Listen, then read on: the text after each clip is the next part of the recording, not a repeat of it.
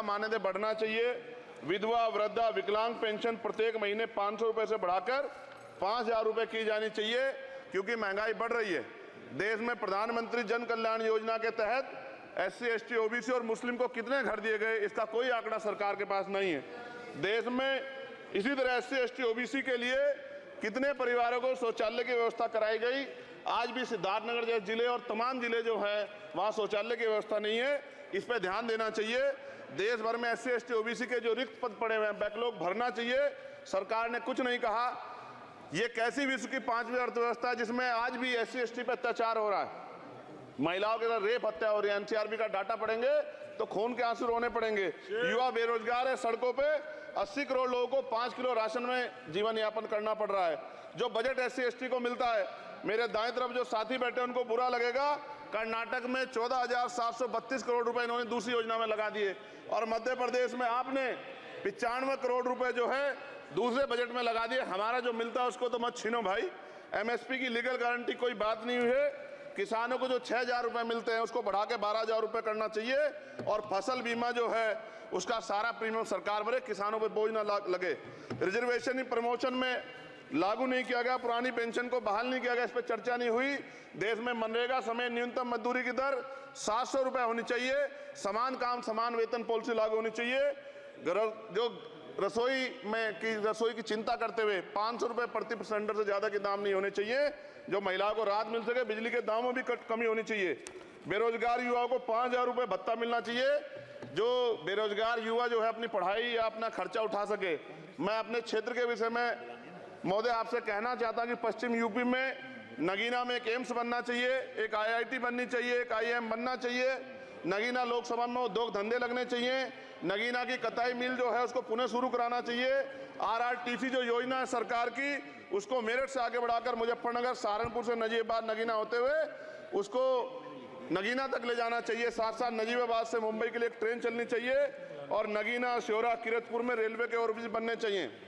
सभापति महोदय, सामाजिक न्याय मंत्रालय को 13,000 करोड़ रुपए दिए गए, और जनजाति कार्य मंत्रालय को 13,000 करोड़ रुपए दिए, कुल 26,000 करोड़ रुपए, जो कुल बजट 48.20 लाख का लगभग 0.54% है।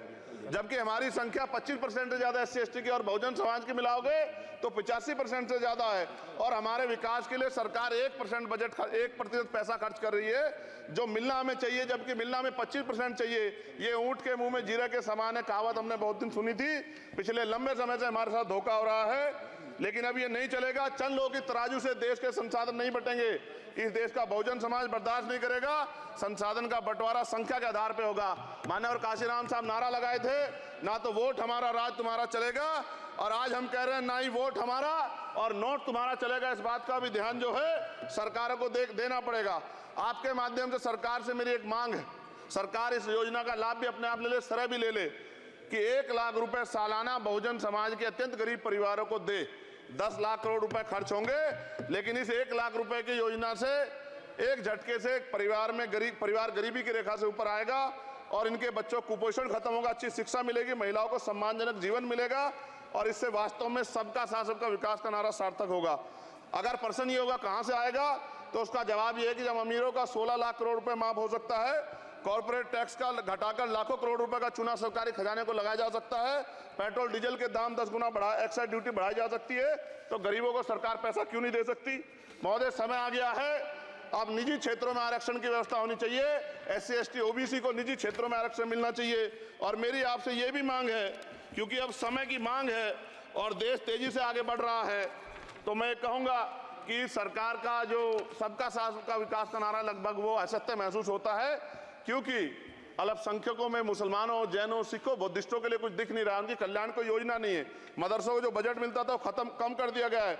आर्थिक तंगी से लोग मर रहे हैं। इंटर्नशिप की बात हुई है, परमानेंट रोजगार नहीं है। और दिल्ली में क्या हुआ बच्चों के साथ कल, उनकी सुरक्षा की जिम्मेदारी क्या है? वो आए तो बनने थे IAS, IPS, और बन क्या गए? लाशें बन के गए। यहाँ से कोई ध्यान नहीं दे रहा है, किसी की नजर नहीं है। साथ साथ मैं आपसे ये भी आग्रह करूंगा कि हम ग्रामीण क्षेत्रों से आए लोग देश से बड़ा प्रेम करते हैं, और हम ये महसूस करते हैं कि सरकारें हमें सुनेंगी, सरकारें हमारे बारे में सोचेंगी। लेकिन ऐसा महसूस हो जाता है आज़ादी के 75 साल बाद, और जिसको अमृत काल कहा जा रहा है, आज भी SC ST OBC के लोगों पर अत्याचार हो रहा है। अभी 2 दिन पहले गोली से उड़ा दिया गया गाजियाबाद में, और राजस्थान में गर्दन काट दी गई। ये घटनाएं देख कर डर लगता है, घर से निकलते हुए भी कि आने घर वापस लौटेंगे नहीं लौटेंगे। तो मेरा सरकार से आग्रह है, अगर आज़ादी के 75 साल बाद भी हमें हमारी हत्या हो रही है, तो हमारी मां को भी दर्द हुआ होगा जब उसने हमें पैदा किया हो, हमारी बहनों को भी हमारे खोने का दर्द होता होगा। कैसी कानून व्यवस्था है आपकी, सब कुछ है आपके पास, फिर भी जो है महिलाओं पर रेप नहीं रोक पा रहे हो, हत्याएं नहीं रोक पा रहे हो, गरीबों, दलितों, पिछड़ों, किसानों, मजदूरों की जान नहीं बचा पा रहे हो। किसान सुसाइड कर रहा है, नौजवान सुसाइड कर रहा है, और बड़ी बड़ी बातें होती हैं, इधर भी अच्छे लोग हैं, इधर भी अच्छे लोग हैं, लेकिन अच्छाई तब होगी जब जमीन पे भी कुछ काम दिखाई देगा। और जमीन पे महोदय कोई काम दिखाई नहीं दे रहा है। जब कोई योजना की बात आती है तो सरकार हमसे मुंह मोड़ लेती है। आप बताइए, एजुकेशन का बजट कम कर दिया, हेल्थ का बजट कम कर दिया। मैं अपने क्षेत्र में गया तो आप विश्वास कीजिए, डॉक्टर नहीं है, स्कूल में मास्टर नहीं है, और कोई भर्ती ऐसी नहीं जिसका पेपर लीक नहीं होता है।